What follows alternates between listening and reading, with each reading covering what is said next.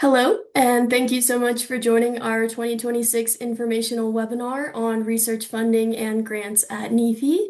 My name is Megan Sellers. I'm the manager of grants and research projects at NEFE, and I am joined today by Joshua Caraballo, managing director of research and evaluation. Hi, Josh. Hey folks, thanks for joining us. We are going to get into what we'll be discussing today. I will first tell you a little bit about NEFE and go over our mission, vision, and values. And then we'll talk about NEFE's personal finance ecosystem, and then our strategic plan efforts, which NEFE staff have been working on this past year. Included in the strategic plan is an update of our research funding priorities. So Josh and I will go into a bit of detail about those changes, as well as the recent changes made to our letter of inquiry. I'll also talk you through the submission and review process and the timeline that goes with that. And then at the end of the slides, we will have a QR code which you can use to submit questions and leave feedback on this webinar. Any questions submitted will be used to frame a broader conversation, which will take place live on Wednesday, March 18th. Josh and I will be joined by the wider research team, so if you are interested in joining, please visit our website to register. So, for those of you who haven't applied for funding at NEFE or are just finding out about us, NEFE's mission is to champion effective financial education. We are the independent, centralizing voice, and we aim to provide leadership, research, and collaboration to advance financial well-being. We envision a nation where everyone has the knowledge, confidence, and opportunity to live their best financial life, and we are guided by our core values: intentionality, collaboration, transparency, and stewardship. Despite updates to our strategic plan, our mission, vision, and values remain the same and continue to guide our work every day. We also wanted to take a moment to go over NEFE's personal finance ecosystem, or what we also refer to as the PFE. So the personal finance ecosystem is a visual roadmap that you can see here that lays out the foundations that underpin an individual's state of financial well-being. It was developed by us to demonstrate financial education's role in an individual's financial well-being within the broader environment and the systems level considerations that have a hand in molding that. The PFE has three main sections that you can see here. The first being foundational factors, which are the aspects that influence each part of the framework at a fundamental level. The next grouping is financial knowledge and access, which is defined as an individual's ability to act in their own best financial interest as they define it, and it's comprised of two key elements: financial knowledge and financial skills. And this comes together for the opportunity to take action and exercise choice within a financial society. The final grouping of the PFE is called the financial actions and outcomes cycle. This is a feedback loop that involves the individual's mindset and available choices, followed by the decisions made and actions taken by the individual, as well as the resulting outcomes and impacts of any external shocks or unexpected events. There are several other types of influencing factors that you can see here in the PFE, including both individual and systemic factors, which you folks can explore more on our website by going to nefe.org/initiatives/ecosystem to learn more. What we want to do is just go over the personal finance ecosystem during this webinar very quickly because we understand that each and every grant application will ask that your work and your proposal is grounded within the PFE. So now we'll go into some details about the rollout of our new strategic plan. Perfect. Thank you so much. For some background on our strategic plan, we want those listening to know that we wrapped up our last 5-year plan in 2025, and we've been planning our next steps since then. So again, our mission, vision, and values remain the same. However, our research funding priorities have recently been updated. Based on conversations internally and throughout the field, we decided that for the next 3 or so years and beyond, we will be prioritizing systems level considerations. So, Josh will talk more about these considerations here in a moment, but we want our audience to know that we understand this is not a change that can take place overnight.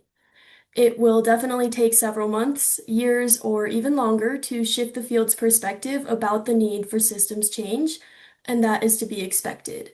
So we'll be using this year's grant cycle as a launch pad for this shift and using our new funding priorities informed by our guiding statement to evaluate research proposals going forward. Great, thank you, Megan.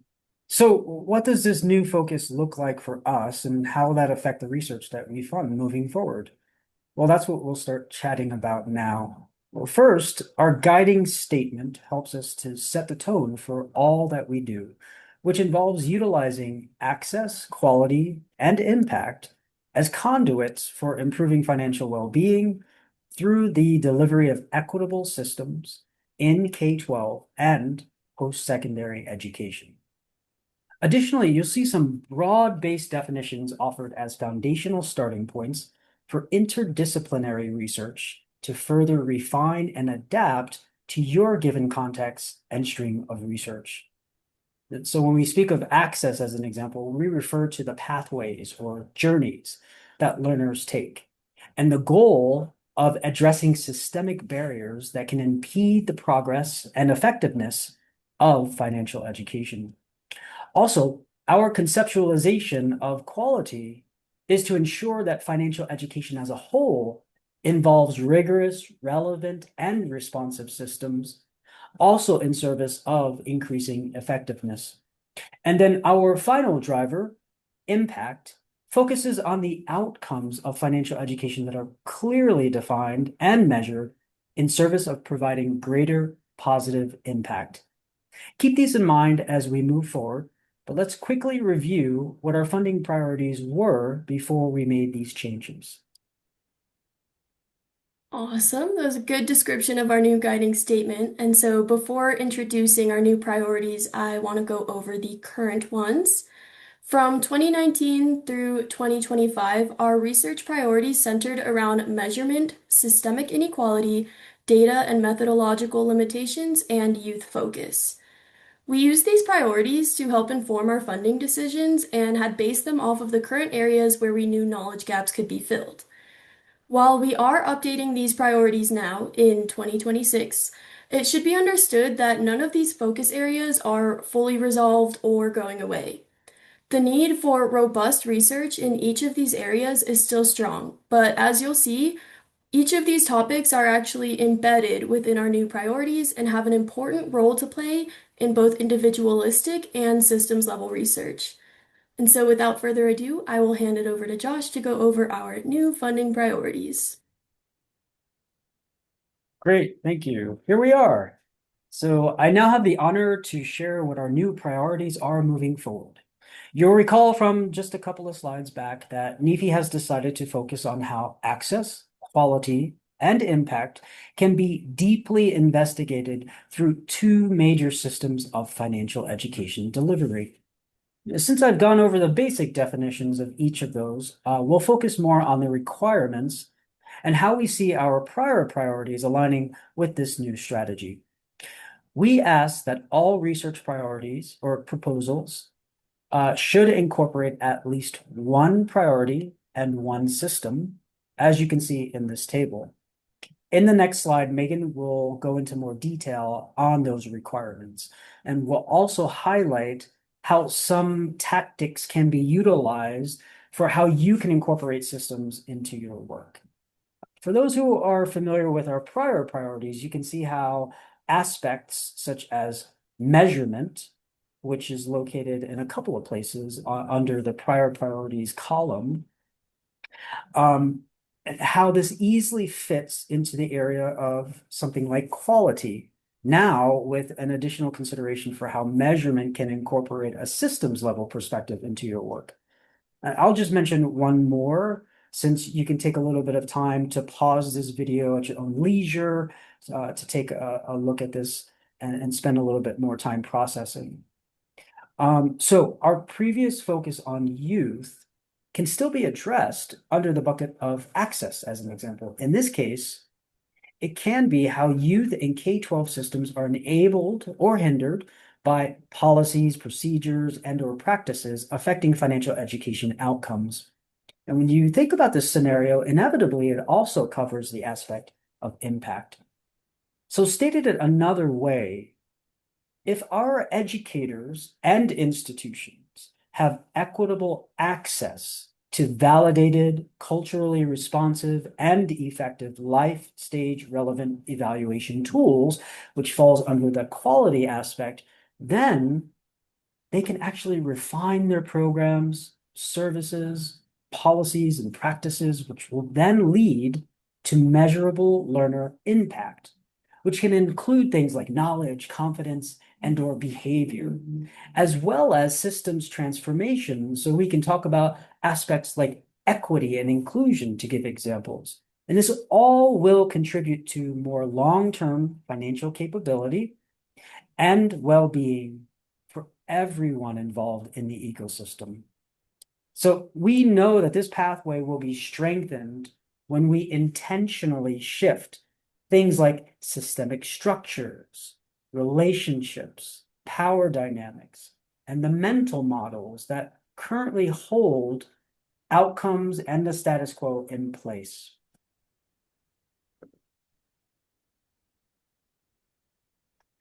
We've talked about these two systems, but really, out of the two, one requires a little bit more of a definition because the field of financial education has done such a robust job of exploring the K-12 field. Although it's more or less been in the middle and high school levels, what remains more of a gap between the two systems in the literature is the post-secondary field, which we define here. So you'll see the main takeaway is that we're including both the traditional and non-traditional aspects of post-secondary financial education. So in addition to what you would think of as post-secondary, most people, like the 2-year college, 4-year university, we also want to incorporate inquiries that cover things like certifications, internships, online learning, vocational technical trade schools, and so on.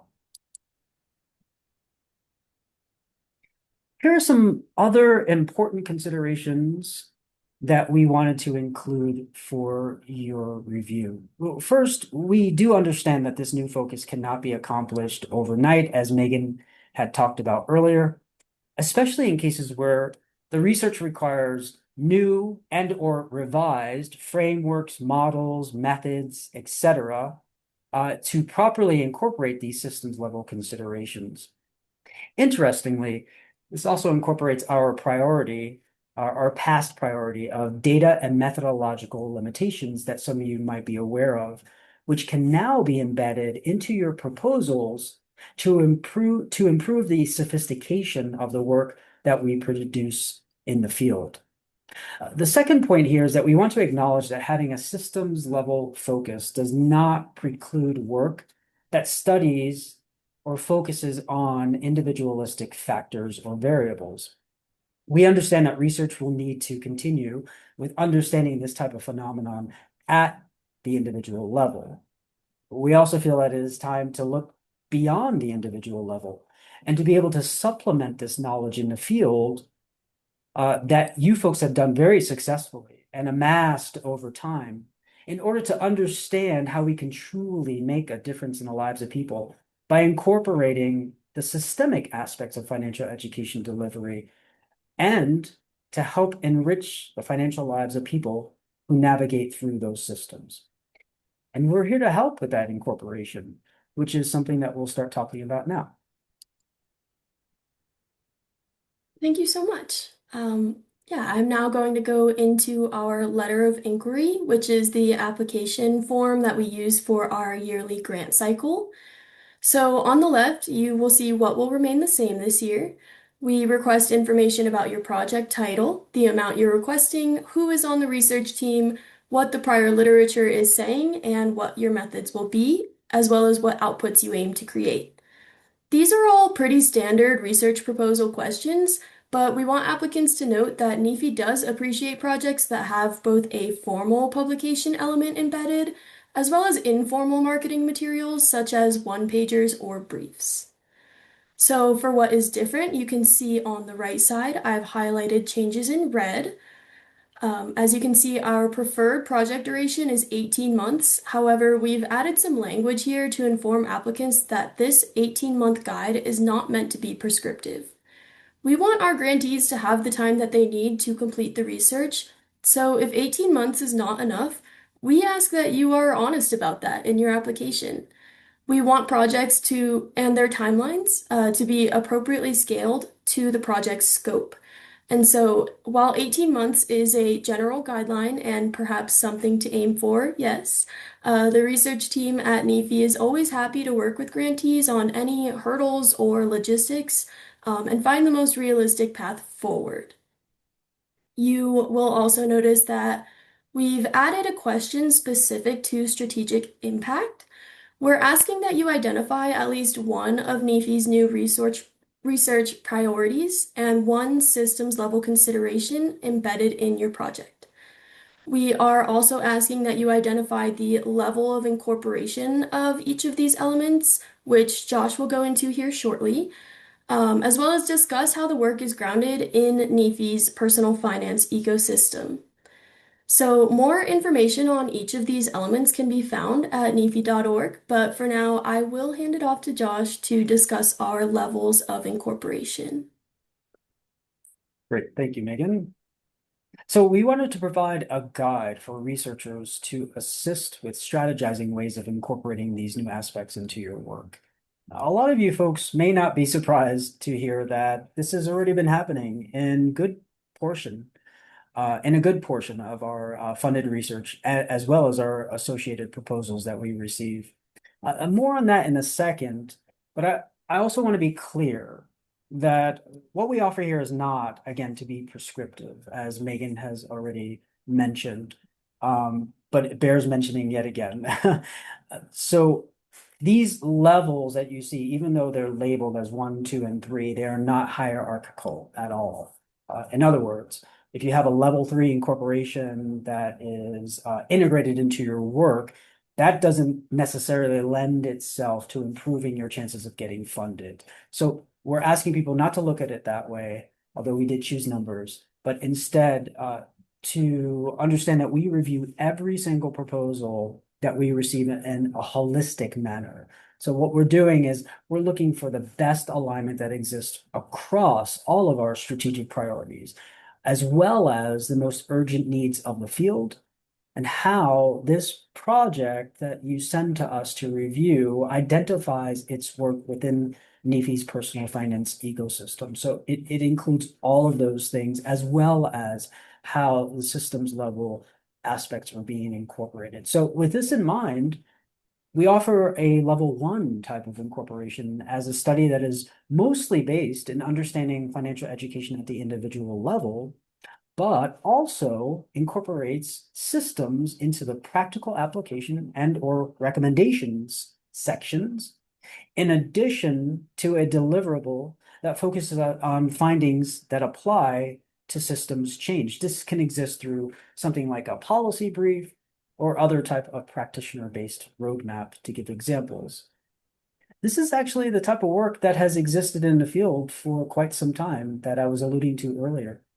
And this is the type of incorporation that we expect to see in most of the proposals that we receive, especially in the early stages of this new strategic rollout. In this sense, there really isn't much more expected from the researchers that we engage in. It's more along the lines of having a more concerted effort, being more purposeful in order to offer this in your LOIs for possible funding.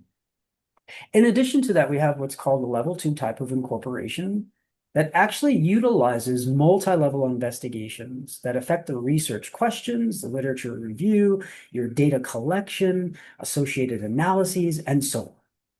In other words, this is a proposal that involves both individual and systems level variables, with the caveat that this type of study becomes more complex and that there are also guardrails in place, especially for testing when looking at quantitative studies where multi-level analyses require additional considerations. We understand that, so it makes it more complex.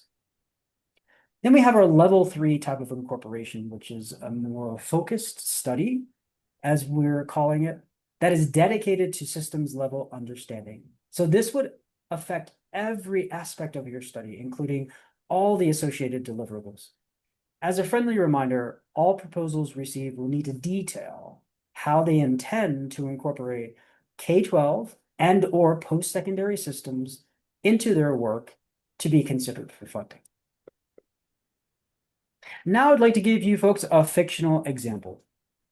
Imagine, if you will, looking at the recent uptick of financial education requirements at the state level, which in many cases has left a huge gap regarding teacher certification and professional development, or PD, for those charged with delivering personal finance education, specifically in high school.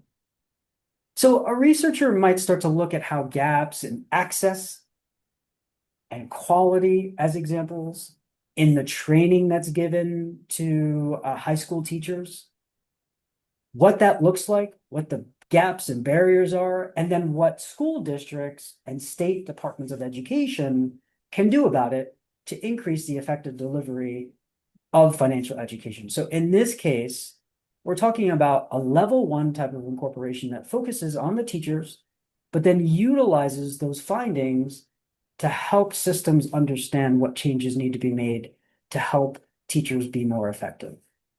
This could also be done as a level 2 type of inquiry, where those teacher level aspects that we're talking about are then coupled with understanding how things like policies, procedures, resource flows, to give another example, all come together in the K-12 system to either help or hinder teacher PD and the relationships that affect both parties. Then you have a level 3 type of incorporated study, which would look at this entire phenomenon through a systems level perspective. So perhaps this will look at how district level decision making or something similar actually can be improved upon to assist with this type of delivery for teachers. So one thing I'd like to mention is that when we do this type of example, although it is fictional, there's a drawback because some may hear this and then want to incorporate this very example into their proposal. So I just want to state that we are not trying to offer an example that you must use in your work. Although teacher PD does happen to be a real world need at the moment. Our intent here is really to just offer a concrete example of how these types of systems level considerations can be incorporated into your work, but not to dictate the content of your work. So hopefully this example will give you folks some ideas as to how you can take your stream of work and provide the nuances that are needed for funding considerations. Perfect. That was a great example, and hopefully everyone's wheels are sort of turning a little bit right now. I wanted to go over the review and award process. In line with our transparency value, I want to make sure that everyone knows what happens once they submit an LOI to NEFE. So this year we will be accepting applications from March 30th through May 4th. We accept applications once in the spring every year, and you can access our grant portal through NEFE's Get Funding page on our website. And then inside the portal, you'll be guided through our eligibility questions and our LOI questions. And then after the submission window closes, NEFE staff engage in a multi-step review process. This process begins with Josh and I and the wider research team conducting a thorough review and evaluation of each project. And then those that rise to the top of the research team review are then sent to select staff in varying departments, and they provide their objective input. Based on this feedback, about 10 to 15 LOIs are selected for a staff-wide discussion where we assess each project based on its alignment with our funding priorities, general impact, and resonance in the PFE framework. Based on this discussion, the top 6 or so projects are invited to a virtual presentation and discussion with NEFE's executive team and research team. So this gives us a chance to ask questions prior to requesting full proposals from the top applicants. And yeah, so the review process in and of itself does span from June to August. And I know this is quite a large window, so we wanted to be clear and share a little more about what goes on during this time.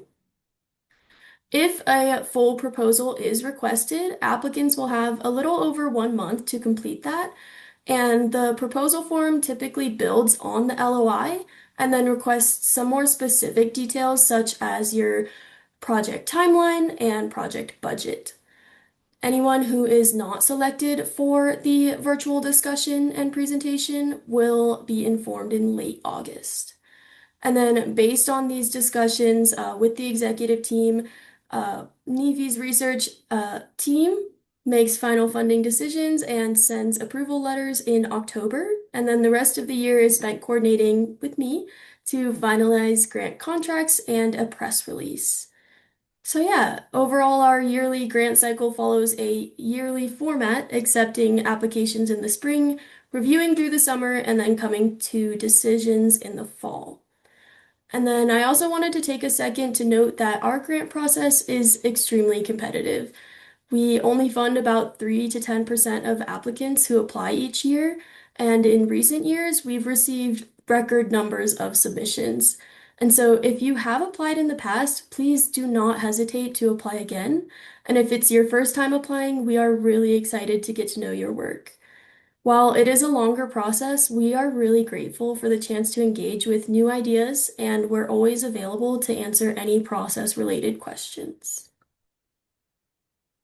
And with that said, we've reached the end of our webinar. Feel free to scan the QR code and leave feedback for Josh and I, or leave any questions that you'd like discussed during our live Q&A session next Wednesday, March 18th. Yes, We'll we'd leave it love to up. see you. Excuse me, we'd love to see Perfect. you folks there if you're able to make it. We have one slide left, and I'm going to keep this up for just a couple more seconds as I speak. For those of you who might be pulling out your phones to scan this, please keep in mind you can also pause the video if you're looking at the video here. The PowerPoint presentation will also be on our website for your perusal. Nice. Yeah, and then here we just have links to our Get Funding page, which is kind of the hub for applying for a grant at NEFE. We also have a link to our funding priorities, the newsletter sign up, and then the NEFE grants email. So feel free to reach out to NEFE grant request at nefe.org for any other questions, comments, or concerns. And thank you so much for joining us. Yeah, thank you.